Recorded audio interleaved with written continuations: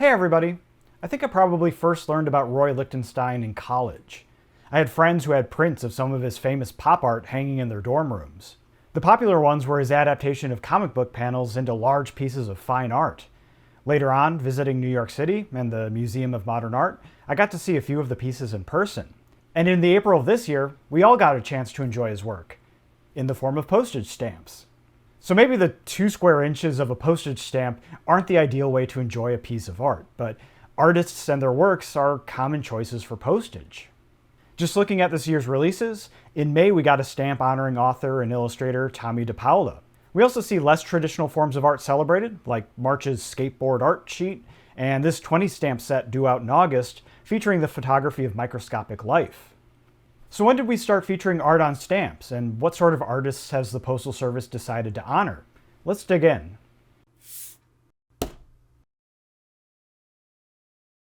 If we're talking about art on stamps, I should explain what I mean. I don't mean all stamp art. I dug into that a little bit in my video on the Nature of America series, which has some really nice painted scenes. But those were made especially for the stamps. In that sense, all stamps have stamp art. Well, almost all of them. What I want to talk about here is art that existed on its own and then later was put onto stamps. One example is this stamp celebrating Betsy Ross and the legend of her creating the first US flag. This isn't an original design, it's an adaptation of a famous painting by Charles H. Weisgerber. This practice actually goes all the way back to 1869 with the pictorial issues released that year. This set had a number of firsts, including the first stamp without a prominent American on it. It had an anonymous Pony Express rider instead. It also had the first 2-color stamps, and as it would turn out, the last 2-color stamps for another 50 years. Apparently the technology wasn't there to line up the 2 printings consistently, resulting in misalignments and inversions. The 15-cent stamp and the 24-cent stamp from this release are familiar though. First of all, these are both based on paintings hanging in the US Capitol Rotunda, the Columbus one by John Vanderlyn, and the Declaration of Independence one by John Trumbull. But also, both of these paintings appeared again on later stamps, both of which I've mentioned in previous videos on this channel. The Columbus painting appears on the releases for the 400th and 500th anniversaries of his landing in the Bahamas, and the joint issues with Italy, Portugal, and Spain that went along with the 1992 release. The Declaration of Independence one appears in slightly higher quality on the special bicentennial sheets. Some of the pictorial issues are considered classics now, but they turned out to be unpopular with the public at the time. There were concerns with the small size of the stamps and the quality of the gum, but there were also concerns with the designs themselves. The most commonly used one from the release was the locomotive 3-cent stamp, which some people didn't understand the relevance of. People accepted George Washington as a national figure worthy of a stamp, but they didn't get a train. As a result, the post office bailed on these earlier than planned, and today some of these are especially rare. The highest value one, the 90-cent stamp with Lincoln on it, had fewer than 50,000 copies made. It's so rare that only one known cover or envelope with it exists. This famous ice house cover, named for the address in Calcutta the letter was sent to, was actually stolen in 1967 and remained missing for 40 years. Apparently in 2006, out of nowhere, a couple brought it into a stamp shop in Chicago, and when the shop owner called a friend about pricing the cover, he knew what it was instantly. The cops were there within minutes. One thing to notice here is that with all of these older examples, the piece of art had to be adapted to be printable onto a stamp. These designs would have to be engraved onto a die by a specialty craftsperson. Technology changed things, allowing for a more direct conversion of art to stamp. In fact, the first stamp printed using the photogravure method in 1967 was of a painting, the Bigland Brothers Racing by Thomas Eakins. Likewise, the second stamp that used this process, released in 1968, was this one, celebrating Walt Disney. This looks like a photograph of Disney, and in fact it's very similar to the one on the front of his IMDb page, but it's actually a painted portrait done by a Disney artist, Paul Wenzel. But the advances in technology did allow for photographs to be used as the basis for stamps. Today, offset lithography is the most common printing method, and obviously there's a practical use here for photos. For instance, the main element of the Toni Morrison stamp this year is a portrait done by photographer Deborah Feingold, who, browsing through her website, has photographed a lot of famous people. But it also allows for the art of photography itself to be a stamp subject. I made mention of the Masters of American Photography sheet in my video on the Legends of the West stamps, since they were both part of the Classics collection series the Postal Service put out. There was also the Oh Beautiful set, which featured landscape photography from a collection of people, including 7 by California photographer Gary Crabb. But the art that appears on a stamp doesn't have to be two-dimensional in its original form, like a painting or a photo. You could have a stamp depicting a statue, and these go back to the old engraving days. One example is this 1936 stamp celebrating the tercentenary of Rhode Island. On it is a statue of Roger Williams that's located in the city of Providence, which he founded. Or you've got this 1948 stamp celebrating the Rough Riders of the Spanish-American War, which has a statue of Captain Bucky O'Neill on it that's located in Prescott, Arizona. The Postal Service has also honored architecture, notably with this series from the late 1970s and early 1980s. They celebrated books, although I guess not really the physical books themselves. The Celebrate the Century series even had a stamp for the musical Cats, the stage version, unfortunately, not the weird-looking movie version. Some of my favorites, though, are when the Postal Service has decided to commemorate some less well-known forms of art. There's a couple of series here I want to highlight. The first was the American Folk Art series, which began in 1977 with this 4-stamp release depicting pottery made by the Pueblo peoples. There's still a layer of adaptation here.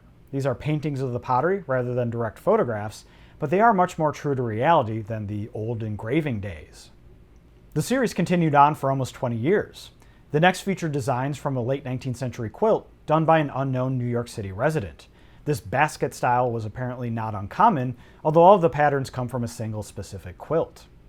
Other art featured in the series included tollware, which here is a style of painted tin made by the Pennsylvania Dutch. Another had masks carved by Pacific Northwest-based Native Americans. Maybe one of my favorite releases ever in the genre of they made a stamp for that are these duck decoy stamps. These are carved wooden ducks used for hunting. The visual design on the series so far is similar enough to link them together, the set of 4 with the off-white background, and usually with black text along the bottom. There are just enough differences to annoy me a little though, like the placement of the detail text.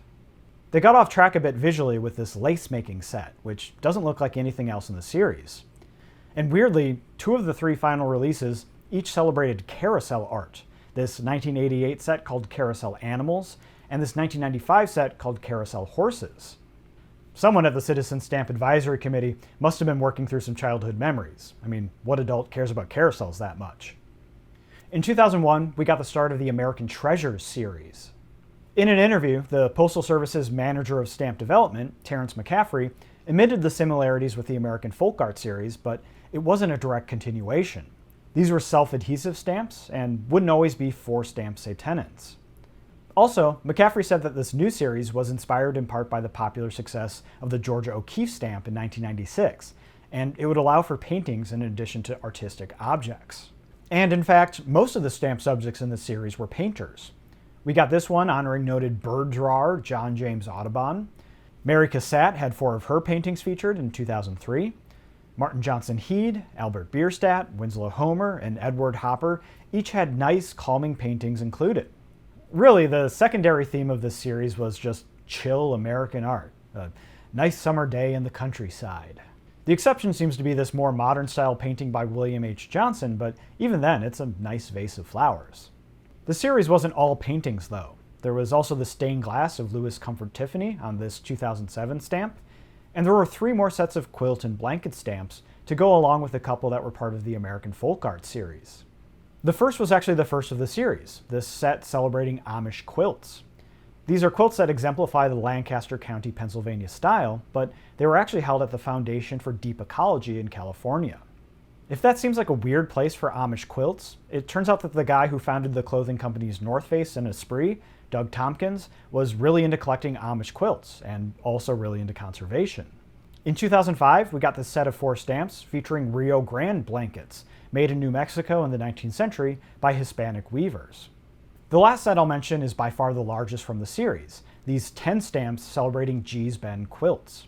Gee's Bend is an African-American community in rural Alabama, isolated from much of the surrounding area thanks to the Alabama River, and a distinctive style of quilt developed there. MLK became a fan when he visited the town shortly before the 1965 marches in nearby Selma. A museum exhibit of the quilts, launched in 2002, made them famous, and the stamps were released in 2006. What's interesting is that the creators of 8 of the 10 quilts featured on the stamps were still alive when the stamps were released, which is an unusual honor to have. It's worth noting that the Rio Grande blanket and Gee's Bend quilt stamps come from photographs of the original art. In other words, technology has gotten to the point where we can honor these works as unfiltered as possible, which might be good or bad, depending on your taste. To me, the old school engraving methods forced a style of design that was distinctively stamps. It's great that Toni Morrison was honored this year, but I think I'd rather have seen a cool hatched portrait of her made especially for the purpose, instead of a photo shoot I can license from Getty Images myself. Now, maybe it wouldn't be ideal for featuring a piece of existing art, especially something like folk art, which is relatively obscure to the general public. On the other hand, it'd be interesting to see what a Mark Rothko stamp would look like if it were made in the style of 100 years ago.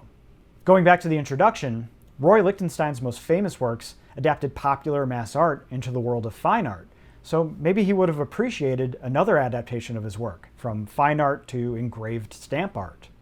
But I don't know. What do you think? Or is there an artist you want to see honored by the Postal Service? Let me know in the comments. Personally, I want to see a stamp for Victor Baldwin. His most famous picture has gotten me through a lot. Thank you for watching. If you enjoyed this video, check out some of the others on my channel. In case you were wondering, stamp art itself has been honored on stamps, when the Postal Service has put out releases commemorating stamp collecting.